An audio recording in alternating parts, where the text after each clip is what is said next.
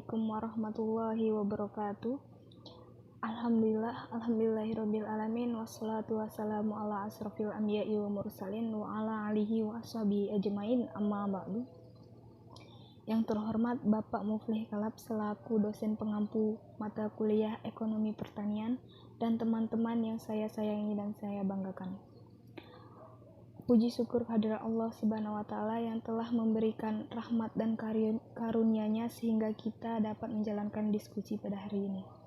Sholawat beriring salam marilah kita haturkan kepada Nabi besar Muhammad SAW dengan lafaz Allahumma sholli ala Sayyidina Muhammad wa ala ali Sayyidina Muhammad.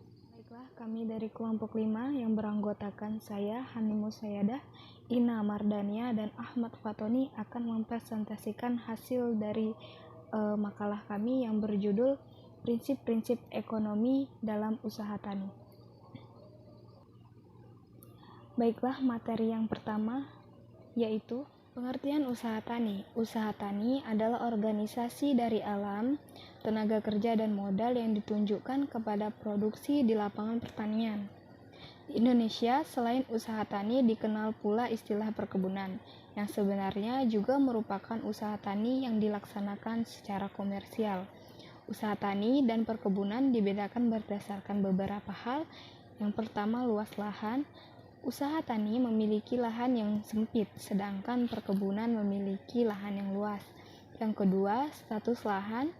Usaha tani status lahannya milik sendiri, sewa, atau garapan, sedangkan perkebunan adalah lahannya memiliki hak guna usaha, yaitu HGU. Yang ketiga, pengelolaan. Usaha tani dikelola secara sederhana, sedangkan perkebunan secara kompleks.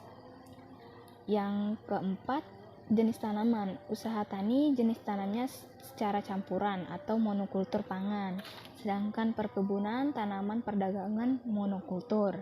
Yang kelima, teknik budidayanya. Usaha tani secara sederhana, sedangkan perkebunan mengikuti perkembangan teknologi. Yang keenam, permodalan. Usaha tani permodalannya padat karya, sedangkan perkebunan padat modal dan padat karya. Ketujuh, tenaga kerja. Usaha tani meliputi petani dan keluarga, sedangkan perkebunan semuanya tenaga upah.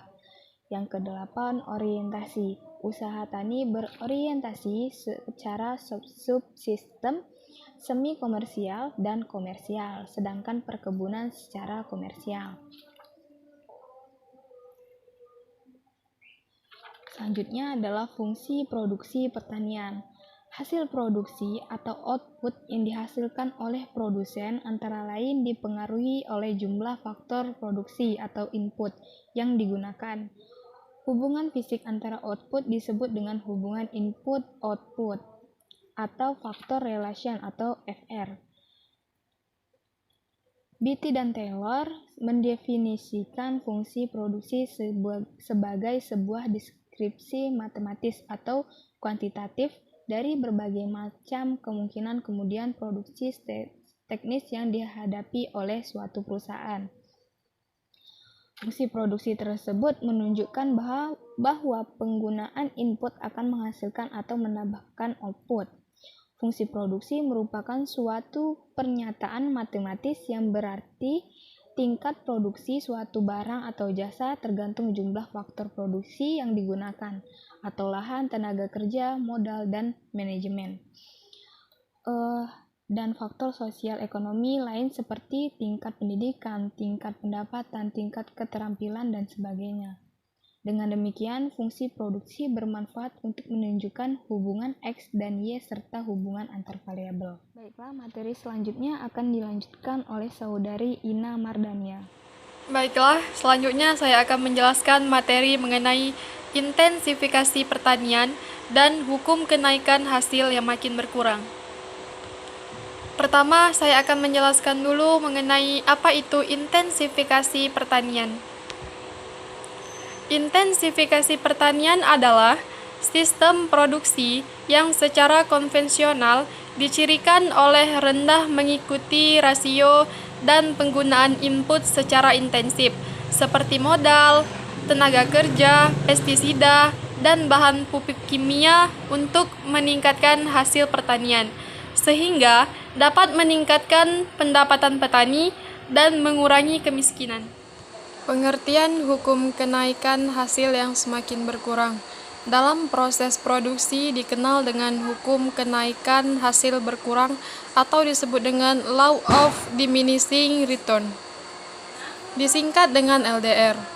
LDR berlaku di sektor pertanian dan di luar pertanian. Hukum LDR berbunyi, bila satu faktor produksi ditambah terus dalam satu proses produksi, ceteris paribus, maka mula-mula terjadi kenaikan hasil.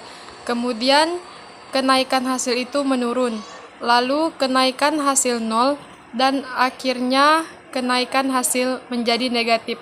Ceteris paribus artinya hal lain bersifat tetap.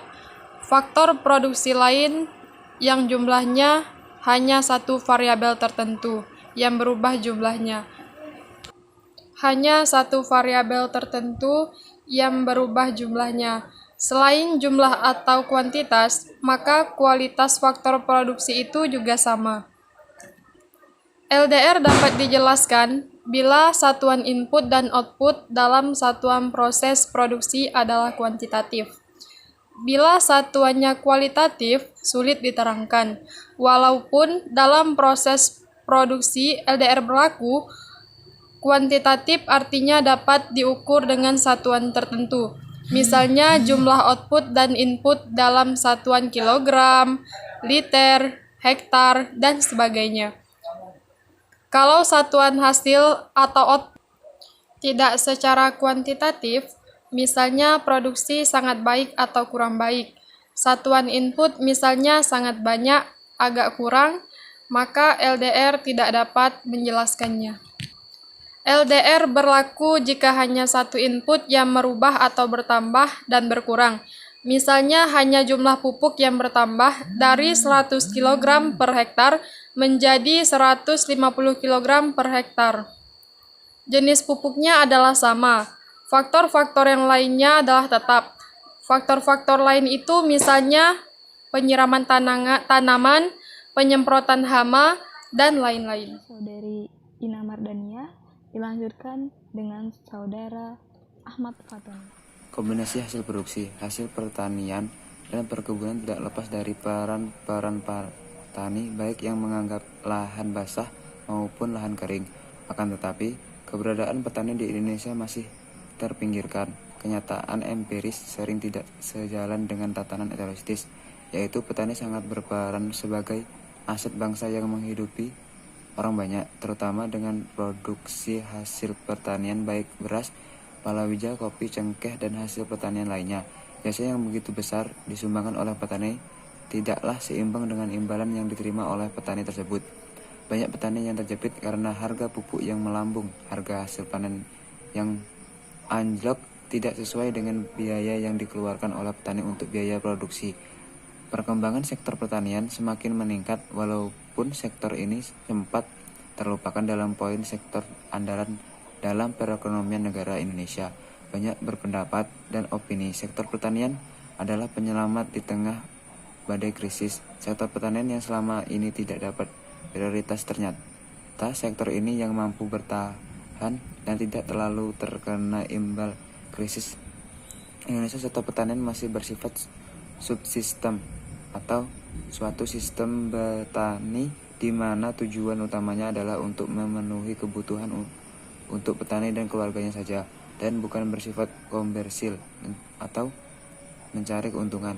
Akibatnya meskipun bertani adalah mata pencarian utama sebagai besar penduduk, tetapi belum dapat dicirikan dengan masih banyaknya jumlah petani kecil. Ciri umumnya petani kecil itu adalah kepemilikan lahan tanam sempit dan sumber pendapatan dari mereka umumnya tidak hanya berasal dari sektor pertanian. Sekian presentasi dari kelompok kami. Jika terdapat banyak kesalahan mohon dimaafkan. Saya akhiri. Wallahul muwaffiq ila aqwamit thoriq. Wassalamualaikum warahmatullahi wabarakatuh.